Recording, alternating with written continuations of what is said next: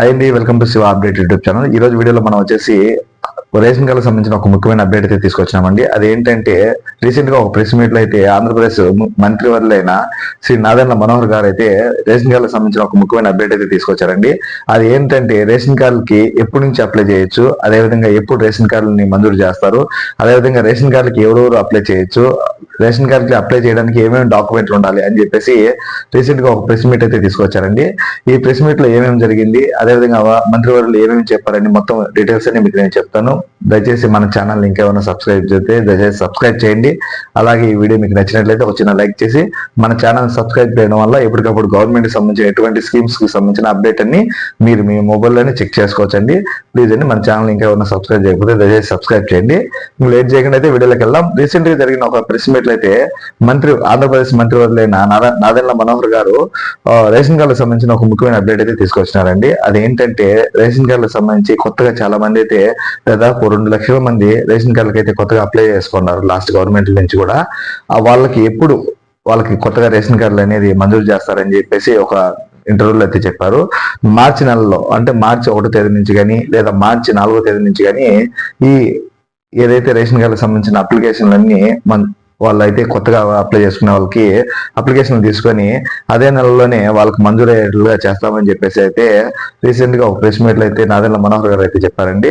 అదేవిధంగా ఎవరెవరు దీనికి అప్లై చేసుకోవచ్చు అంటే కొత్తగా మెయిన్ అయితే కొత్తగా పెళ్ళైన వాళ్ళండి.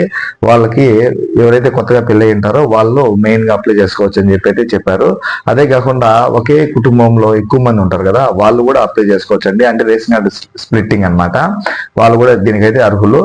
అదేవిధంగా కొత్తగా పెళ్ళయి రేషన్ కార్డు చేసుకునే వాళ్ళకైతే వాళ్ళు మెయిన్ డాక్యుమెంట్లు ఏమేమి ఉండాలంటే ఫస్ట్ ఆఫ్ ఆల్ వాళ్ళ ఆధార్ కార్డు అయితే వాళ్ళు అత్తగారి ఇంటికాడ నుంచి వాళ్ళ ఇంటికి అయితే మారుండాలి అండి. అంటే ఇప్పుడు ఎవరైతే అప్లికెంట్ ఉంటారో వాళ్ళ భార్య యొక్క అడ్రస్ వాళ్ళ అమ్మగారి కాడి నుంచి వాళ్ళ ఊరికైతే ఆధార్ కార్డ్ అడ్రస్ అయితే మెయిన్ చేంజ్ అయితే ఉండాలి. ఆధార్ కార్డ్ అయితే పర్ఫెక్ట్ గా ఉండాలి.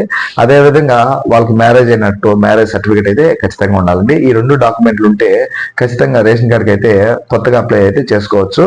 అదే విధంగా స్ప్లిట్టింగ్ అంటే ఒక కుటుంబం కాకుండా 2-3 కుటుంబాలు ఒకే రేషన్ కార్డులో ఉన్న వాళ్ళు కూడా ఈ రేషన్ కార్డ్ స్ప్లిట్టింగ్ లో ఆప్షన్లు అయితే ఇవ్వడం అయితే జరుగుతుందండి.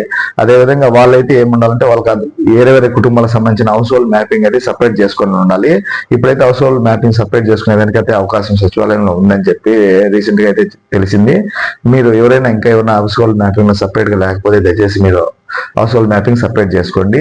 అదేవిధంగా మార్చి నెలలో అంటే మార్చి 1వ తేదీ నుంచి కానీ లేదంటే 4వ తేదీ నుంచి కానీ ఈ అప్లికేషన్ ప్రాసెస్ అయితే స్టార్ట్ అవుతుందండి. ఈ లోపల మీరందరూ ప్రతి ఒక్కరు ఈ రేషన్ కార్డుకి ఏమేమి డాక్యుమెంట్లు కావాలనేది నేను చెప్పాను కదా, ఇవన్నీ రెడీ చేసి అయితే పెట్టుకోండి. మీరైతే మార్చి తేదీ నుంచి అయితే మీరు అప్లై చేసుకోవచ్చు. చాలా మంది దాదాపు 2 లక్షల మంది వరకు అయితే అప్లికేషన్లు ఉన్నాయని రీసెంట్ గా మంత్రివర్యులు అయితే చెప్పారు. ఇదే కాకుండా ఇంకా కొత్తగా ఎవరన్నా ఇంకా అప్లై చేసుకున్న వాళ్ళు, ఇంతవరకు రేషన్ కార్డు లేని వాళ్ళు, ఎక్కడన్నా బయట దేశాల నుంచి రీసెంట్ గా ఇండియాకి వచ్చి మన దేశంలో ఉండి ఇంకా రేషన్ కార్డు లేని వాళ్ళు కూడా దీనికి అప్లై చేసుకోవచ్చు అండి. వాళ్ళకి మెయిన్ ఆధార్ కార్డు అయితే ఉండాలి. అదే విధంగా హౌస్ హోల్డ్ మ్యాపింగ్ అనేది కూడా ఖచ్చితంగా ఉండాలండి. దేనికైనా కానీ హౌస్ హోల్డ్ మ్యాపింగ్ అయితే ఖచ్చితంగా ఉండాలండి. House hold mapping first perfect చేసుకోండి. అదే విధంగా కొత్తగా పెళ్ళైన జంటలు అయితే వాళ్ళు మ్యారేజ్ సర్టిఫికెట్, అదే విధంగా వాళ్ళ ఆధార్ కార్డు అడ్రస్ అయితే చేంజ్ చేసి ఉండాలండి. ఈ 2 డాక్యుమెంట్లు పెట్టుకొని మీరు మార్చి నెలలో విడుదలయ్యే కొత్తగా రేషన్ కార్డులకి అయితే మీరు అప్లై చేసుకోవచ్చు. దయచేసి ప్రతి ఒక్కరు ఈ డాక్యుమెంట్లన్నీ రెడీ చేసుకోండి ముందుగానే. మళ్ళీ అప్పుడప్పుడు అంటే ఎక్కువ రోజులు అయితే టైం ఇవ్వరు కాబట్టి ఇవైతే ఆధార్ కార్డులో అడ్రస్ చేంజ్ అయ్యి ఉండాలి. అదేవిధంగా మ్యారేజ్ సర్టిఫికేట్ ఉండాలి. ఈ డాక్యుమెంట్లన్నీ రెడీ చేసుకొని మీరు మార్చి నెలలో రిలీజ్ అయ్యే రేషన్ కార్డులకి అయితే అప్లికేషన్ అయితే పెట్టుకోవచ్చు. ఈ వీడియో మీకు నచ్చినట్లయితే నా ఛానల్ని సబ్స్క్రైబ్ చేసి ఈ వీడియోకి ఒక లైక్ అయితే ఇవ్వండి. మీరు సబ్స్క్రైబ్ చేయడం వల్ల గవర్నమెంట్ సంబంధించిన ఎటువంటి అప్డేట్ అయినా నేను మీకు ముందుగానే మీ వరకు చేరుస్తాను. థ్యాంక్ యూ అండి. నా వీడియోస్ నచ్చినట్లయితే లైక్ చేసి సబ్స్క్రైబ్ చేయండి. Thank you.